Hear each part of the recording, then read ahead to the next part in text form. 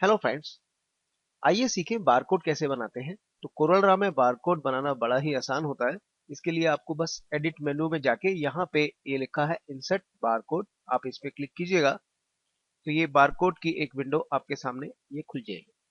Generally जो barcode होता है हमारे यहाँ पे EAN13 वाला चलता है, तो हम आपको सिखा रहे हैं वो कैसे करेंगे। ये है EAN30, यहाँ सेलेक्ट कर लीजिएगा तो हमें इस तरह से नंबर के रूप में कोई भी कस्टमर बारकोड देगा। तो ये जो नंबर होते हैं ये 13 तक होते हैं। आइए गिन लेते हैं, 1 2 3 4 5 6 7 8 9 10 11 12 और 13। देखिए इस 13 में जो यहाँ पे हम टाइप करेंगे वहां 12 ही करेक्टर टाइप करेंगे। ये जो आखिरी नंबर है यानी 13वां नंबर अपने आप यहाँ पे लिखा हुआ आता है, इसकी कोई जरूरत नहीं पड़ती। तो देखिए कैसे करेंगे, जैसे कि हम यहाँ पे इसको टाइप करेंगे 8906042871 और 4। जैसी 4 टाइप किया आप देखिए 9 अपने आप यहाँ पे डेवलप हो गया। इसका मतलब ये बारकोड हमारा इसके हिसाब से बिल्कुल ठीक हो गया। अब बारकोड बनेगा कैसे, बस नेक्स्ट कर दीजिएगा। ये 300 ऑटोमेटिकली आता है, हम इसी को लेंगे। यूनिट इंच में ही चाहिए। बार विड्थ डिडक्शन जो भी है ये 1 ठीक है, पिक्सल बाकी सब ठीक रहेगा। आपको कुछ नहीं करना है, आपको बस नेक्स्ट करना है।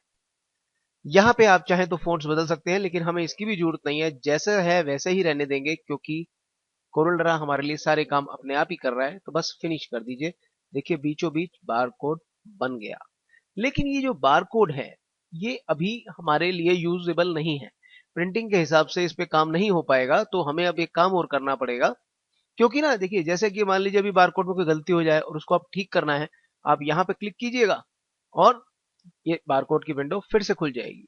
तो इसे OLE ऑब्जेक्ट बोलते हैं, यानी कि हम जैसे वर्ड की फाइल लाएंगे, एक्सेल की फाइल लाएंगे, तो वो भी इस तरह की बनती है। डबल क्लिक कीजिएगा और आप वर्ड में जाके एडिटिंग कर सकते हैं।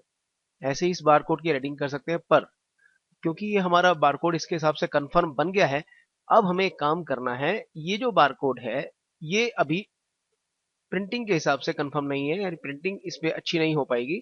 तो हम इसे अभी कन्वर्ट करेंगे वेक्टर फॉर्म में। तो उसके लिए क्या करना है, बस एक्सपोर्ट करते हैं। फाइल में गए और हमने एक्सपोर्ट किया। कंट्रोल ई से भी आप ये काम कर सकते हैं और यहां पे जाके आप इसका नाम रख दीजिए बार कोड। लेकिन हम फाइल बनाएंगे CMX।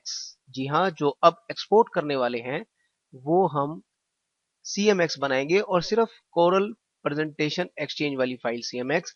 एक CMX ये भी होती है कोरल प्रेजेंटेशन एक्सचेंज 5 वाली। जी नहीं, ये वाली नहीं लेंगे, कोरल प्रेजेंटेशन एक्सचेंज CMX वाली फाइल लेंगे और यहाँ पे सेलेक्टेड ओनली ऑन करेंगे और एक्सपोर्ट कर देंगे।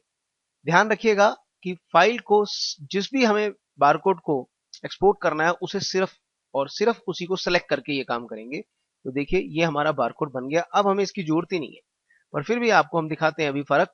ये देखिए जब हम इसे मूव करते हैं तो ये जो ऐसे इसमें साइड में तिकोन सा बना आता है वो ये बताता है कि ये OLE ऑब्जेक्ट है, यानी कि ये एक कनेक्टेड फॉर्म में है इस वक्त। और अभी हम जो एक्सपोर्ट करके फाइल को ला रहे हैं,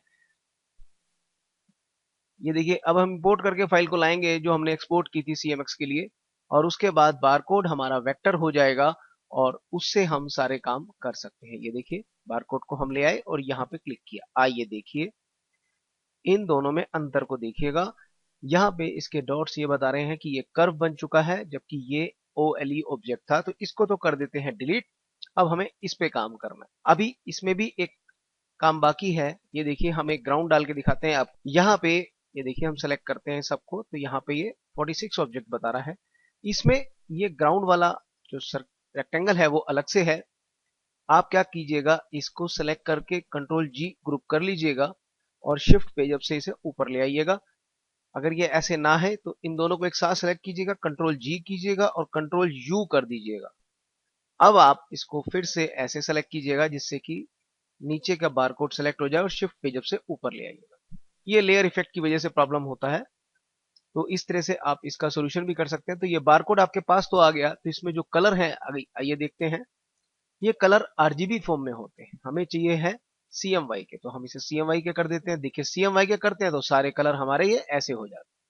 इस प्रोसेस को मैंने आपको दिखाने के लिए किया है, पर अब हमें सिर्फ इतना ही करना है। ये कैंसिल करते हैं हमें अब पता है कि ये RGB कलर है, बस सेलेक्ट कीजिएगा और यहाँ पे ब्लैक कर दीजिए।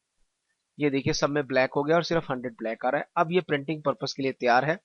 ये बारकोड अलग कर सकते हैं आप, और ये ग्राउंड अलग है आपकी, लेकिन जनरली बारकोड इसी तरह से बनाया जाता है।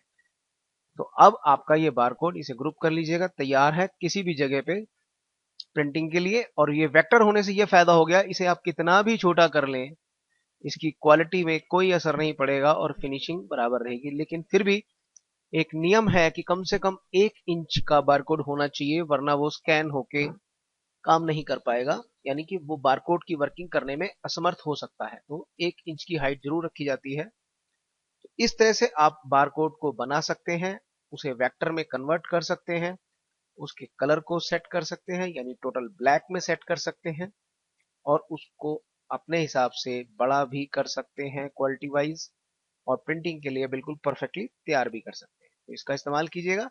धन्यवाद।